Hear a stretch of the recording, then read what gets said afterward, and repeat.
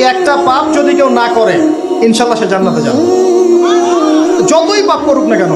বাসায় মা বোন যারা আছে অনেকেই দেখা যায় চুল আশ্রয় চিরুনি পরে গেলে বলে আজকে মেহমান আসবে। কি আসবে আজকে? মেহমান আসবে আজকে বললেই সে বাসা থেকে বের হচ্ছেন, আপনার পাঞ্জাবিটা একটু আটকে গেছে, আপনার স্ত্রী বলছে একটু বসে যান, অমঙ্গল হতে পারে, বসে। বাস মুশরিক, শিরক হয়ে গেল। মুসলিম সমাজে রন্ধ্রে রন্ধ্রে শিরক। এখন রাস্তাঘাটে উঠতে বসতে পেপার পত্রিকা খুললেই শিরক।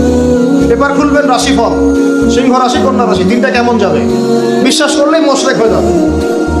রাস্তার পাশে টিয়া পাখি দিয়ে ভাগ্য পরীক্ষা করছে, হাতটা দেখে দেন তো ভাই কি আছে, বললেই শিরক হয়ে যাবে। আংটি বিক্রি করছে, আংটি পড়লে রোগ ভালো হবে, হাতে দিল রোগ ভালো হবে এই উদ্দেশ্যে মুশরিক।